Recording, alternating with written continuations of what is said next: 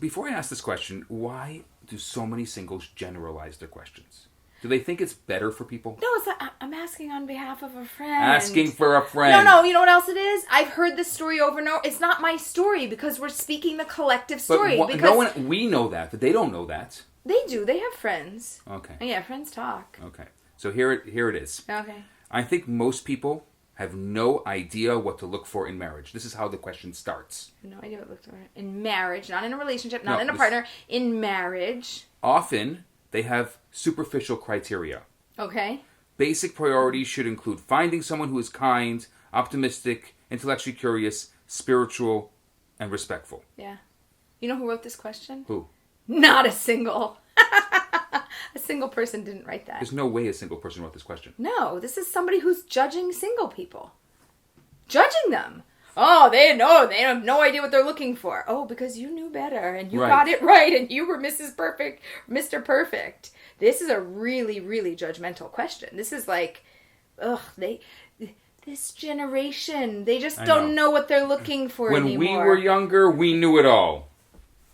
Please. No. You didn't know. It's not. No. Ugh. No. Okay. And you know what else I think is really important? It's hard. It's really hard. It's also not the same. And it's even harder than whatever you think you went through.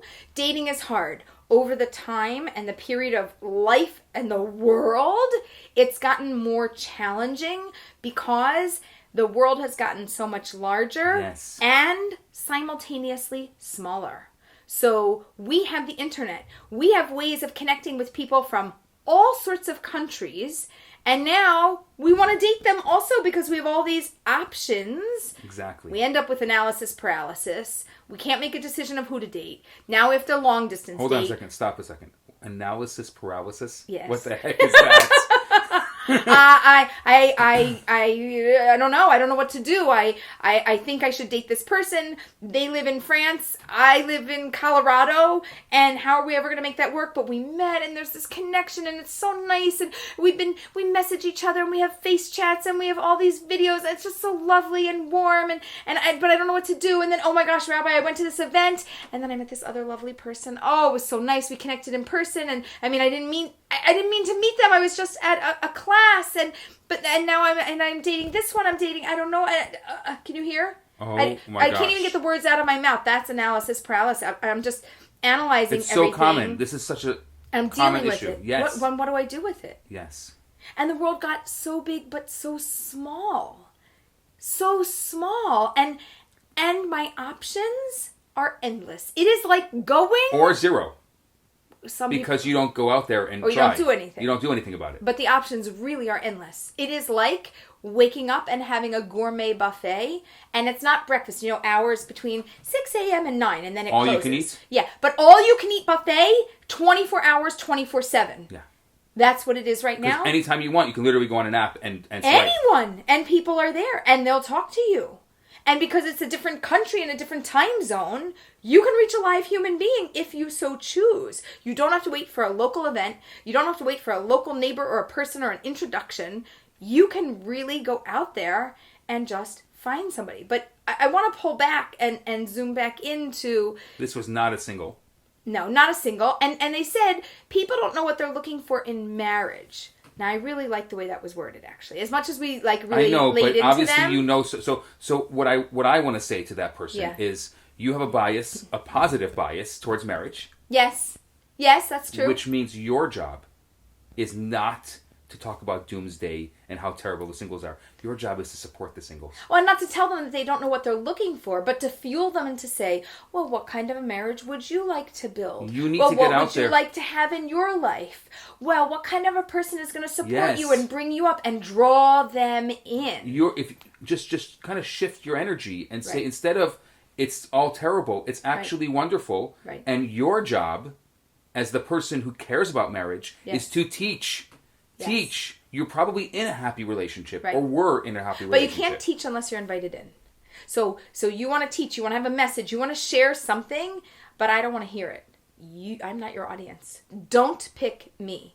Pick somebody who invites you in and says, can you tell me more about that? Like, open up a conversation and see if there's anybody that is responsive to But you can prompt it. You can prompt it, but you wait for an invitation for you to share your wisdom. Because otherwise it comes off really judgy and yucky. And when the singles say to you, it's so difficult, your job is to say, yes, maybe, but marriage is so wonderful. Marriage is so amazing. Marriage is so special. And difficult. You have to say, you got to be real. Don't just say, marriage is wonderful. No, You've got to say that marriage takes work. This person's job is to be a positive role model. So you could say, yeah, takes work, but also, I think, I don't know if you said this or I heard this recently, that you sandwich two positives. That's me. That was you, right? Yeah, something good, give your critique or your information or something that's going to be difficult for them to hear, and then something sweet to wrap it up. I like that. So I think that if you want to really, if you care about the singles and what's going on and understand the plight, sandwich. Say two positive things and then you can give a little critique. No. Positive, critique, positive. The sandwich is that it's a sandwich. The compliment is the middle, and the compliments are the the compliment's the bread. The critique is the meat of what you really want to give over.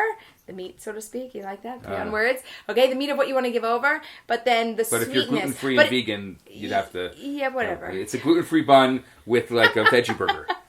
It's my kind of meal, Rabbi. So the other thing is with compliments, and I want to dig into this, you have to be genuine and not fluffy and full of air. So don't tell me like, oh, you're wonderful and you figured all these things out and this is so great, la la la la la about you, but it doesn't really relate to me. I'd rather you say to me, Aleeza, I know that you're genuine and you're sincere and you've really been trying hard in this process. That, if you see my head nodding yes, I am relating to what you are saying, and I can accept it.